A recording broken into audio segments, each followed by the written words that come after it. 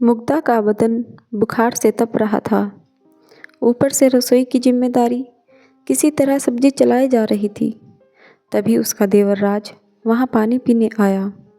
उसने मुग्धा के हाव भाव देखे तो उसके माथे पर हाथ रखा और बोला, भाभी, आपको तो तेज बुखार है। हाँ, मुग्धा ने कमज़ोर आवाज़ में कहा। सुबह नहीं था, दोपहर से अचानक। भैया को बताया? नहीं, वे तो परसों आने ही वाले हैं। वैसे भी बेकार परेशान होंगे। आज तो रात हो ही गई, बस कल की बात है। अरे लेकिन राज की फिक्र कम नहीं हुई थी, मगर मुग्धा ने उसे दिलासा देते हुए कहा, कोई बात नहीं, मामूली बुखार ही तो है। तुम जाकर पढ़ाई करो, खाना बनते ही बुला लूँगी। खाना बनते ही बुला लूँगी।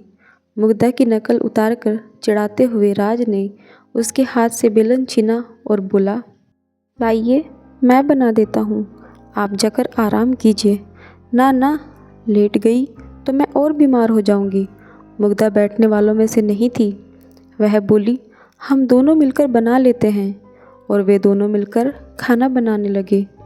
मुग्धा का पति विनय कंपनी के किसी काम से 3 दिनों के लिए बाहर गया हुआ था।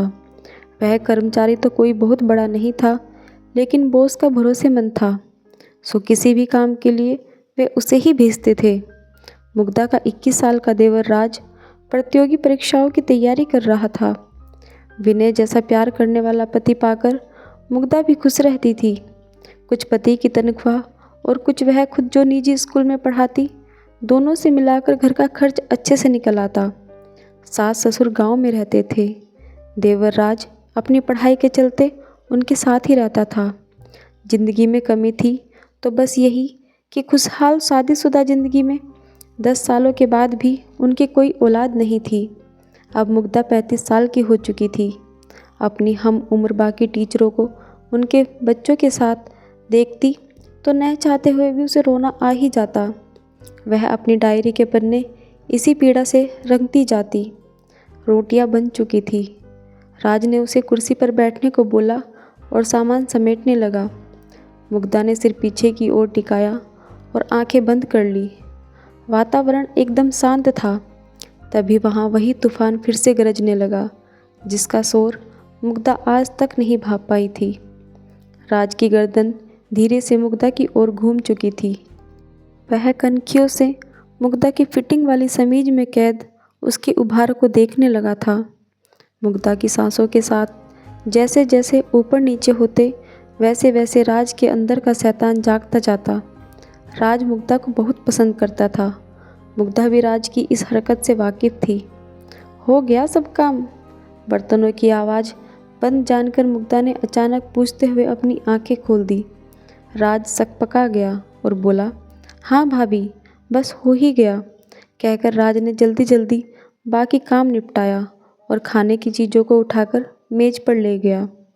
मुग्धा ने मुश्किल से 2 रोटियां खाई, वह भी राज की जिद पर।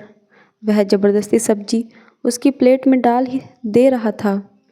खाने के बाद मुग्धा सोने जाने लगी तो राज बोला, भाभी, 15 मिनट के लिए आगे वाले कमरे में बैठिए न, मैं आपके लिए दवा ले आता हूँ। अरे नहीं, रात भर में उतर जाएगा। मुग्धा ने मना किया, लेकिन राज कहाँ मानने वाला था। मैं पास वाले केमिस्ट से ही दवा लेकर आ रहा हूँ भाभी, जहाँ से आप मंगाती हैं हमेशा। दरवाज़ा बंद कर लीजिए, मैं अभी आया, कहता हुआ वह निकल गया। मुग्धा ने दरवाज़ा बंद किया और सोफे पर पैर ऊपर करके बैठ गई। राज ने तय कर लिया था कि आज तो वह अपने मन की करके ही रहेगा। इस बीच केमिस्ट की दुकान आ गई। क्या बात है राज बाबू? केमिस्ट ने राज को खोया सा देखा तो पूछा। राज का ध्यान वापस दुकान पर आया। दवा चाहिए थी, उसने जवाब दिया। अबे तो यहाँ क्या मिठाई मिलती है? केमिस्ट उसे छेड़ते हुए बोला। वह उसका पुराना दोस्त था। राज मुस्कुरा उठा और कहा, अरे जल्दी देना। जल्दी देना? बड़बड़ाते हुए केमिस्ट ने हैरत से उसकी ओर देखा। कौन सी दवा चाहिए, यह तो बता। राज को याद आया कि उसने तो सचमुच कोई दवा मांगी ही नहीं है। उसने ऐसे ही बोल दिया, भाभी की तबीयत ठीक नहीं है, उन्हें बुखार है, जरा नींद की गोली देना। नींद की गोली? बुखार के लिए? सोचते हुए केमिस्ट ने उसे देखा। वह खुद भी मुग्धा के हुस्न का दीवाना था। हमेशा उसके बारे में चटकारे लेकर बातें किया करता था। उसने राज के मन की बात ताड़ ली। ऐसी बातों का उसे बहुत अनुभव जो था। उसने नींद की गोली के साथ बुखार की भी दवा दे दी। राज ने लिफाफा जेब में रखा और तेजी से वापस चलने को हुआ कि तभी केमिस्ट चिल्लाया, अरे भाई, खुराक तो सुन ले। राज को अपनी गलती का एहसास हुआ। वह काउंटर पर आया। केमिस्ट ने उसे डोज बताई और आंख मारते हुए बोला, यह नींद वाली गोली 1 से ज़्यादा मत देना, टाइट चीज़ है। अबे क्या बकवास कर रहा है? राज के मन का डर उसकी ज़बान से बोल पड़ा। उसकी तो चोर की दाढ़ी में तिनका वाली हालत हो गई। वह जल्दी जल्दी वहाँ से जाने लगा तो केमिस्ट पीछे से कह रहा था, अगली बार हमको भी याद रखना दोस्त। राज उसको अनसुना करता हुआ आगे बढ़ गया। घर लौटने पर डोरबेल बजाते ही मुग्धा ने दरवाज़ा खोल दिया और बोली, यहीं बैठी थी लगातार? जी भाभी, आइए अंदर चलिए। राज ने अपने माथे से पसीना पोंछते हुए कहा। उसके अंदर का डर उसके चेहरे पर साफ दिखाई दे रहा था। मुग्धा अपने कमरे में आकर लेट गई। राज ने उसे पहले बुखार की दवा दी। मुग्धा दवा लेकर सोने के लिए लेटने लगी तो राज ने उसे रोका। भाभी, अभी एक दवा बाकी है। कितनी सारी ले आए भैया? मुग्धा ने थकी आवाज़ में बोला और बाम लेकर माथे पर लगाने लगी। भाभी दीजिए, मैं लगा देता हूँ, कहकर राज ने उससे बाम की डब्बी ले ली और उसके माथे पर मलने लगा। थोड़ी देर बाद उसने मुग्धा को नींद वाली गोली भी खिला दी और लिटा दिया। राज उसका माथा दबाता रहा। थोड़ी देर बाद उसने पुष्टि करने के लिए मुग्धा को आवाज़ दी, भाभी सो गई क्या? कोई जवाब नहीं मिला। राज ने उसके चेहरे को हिला डुला कर भी देख लिया। कोई प्रतिक्रिया न पाकर वह समझ गया कि रास्ता साफ हो चुका है। राज की कनपटियों में खून तेजी से दौड़ने लगा। वह बत्ती जलती ही छोड़ मुग्धा के ऊपर आ गया। मर्यादा के आवरण प्याज के छिलकों की तरह उतरते चले गए।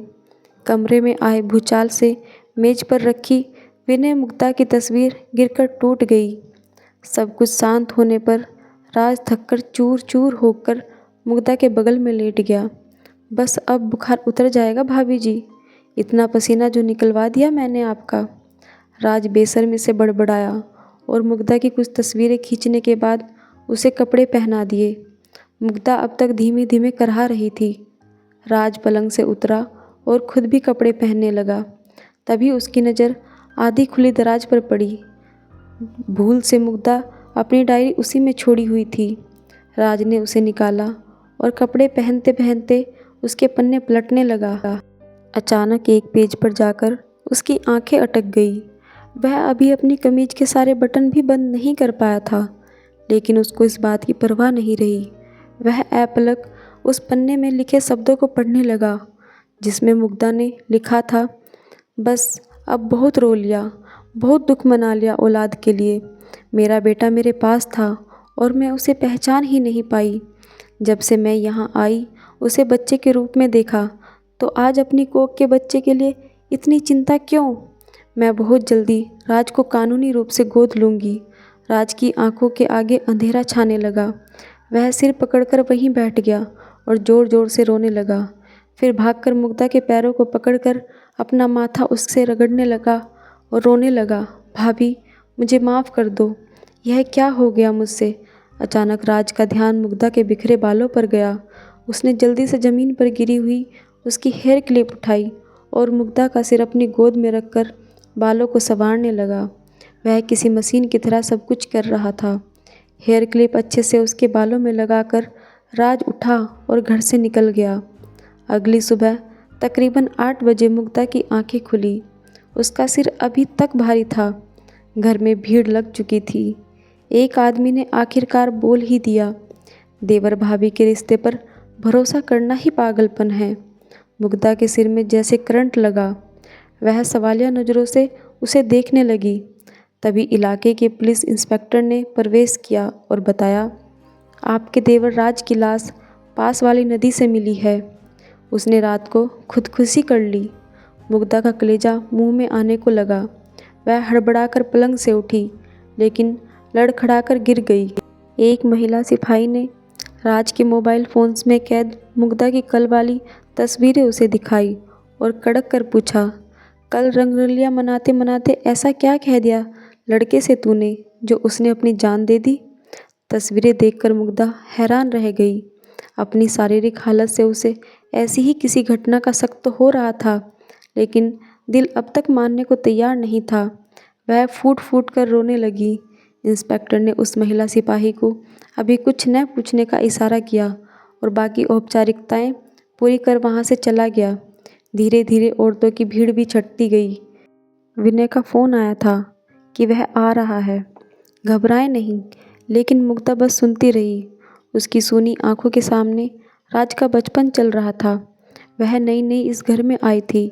कितना स्नेह दिया था उसने राज को, और वो तो कानूनी तौर पर उसे गोद भी लेने वाली थी। कल की भी तो कितना ख्याल रखा था उसने मेरा।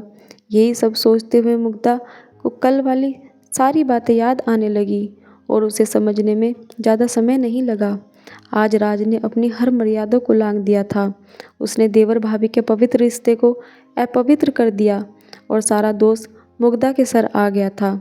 लोग अब बुरी नज़रों से मुग्धा को देख रहे थे। उसके बारे में तरह तरह की बातें कर रहे थे जो मुग्धा ने कभी सोचा भी नहीं था। यही सब सोचते सोचते मुग्धा पलंग पर बैठ गई। दोपहर तक विनय लौट आया और भागते हुए मुग्धा के पास कमरे में पहुंचा। वह जड़वत अभी भी पलंग पर बैठी हुई शून्य में ताक रही थी। विनय ने उसके कंधे पर हाथ रखा, लेकिन मुग्धा का शरीर एक ओर लुढ़क गया। मुग्धा मुग्धा चीखता हुआ विनय उसे झंझोरे जा रहा था, लेकिन मुग्धा के शरीर में अब जान नहीं थी। विनय उसे पुकारे जा रहा था, पर मुग्धा कभी न जागने वाली नींद में सो चुकी थी। तो दोस्तों, आपको कहानी अच्छी लगी हो तो वीडियो को लाइक शेयर करें और हमारे चैनल को सब्सक्राइब करें। धन्यवाद।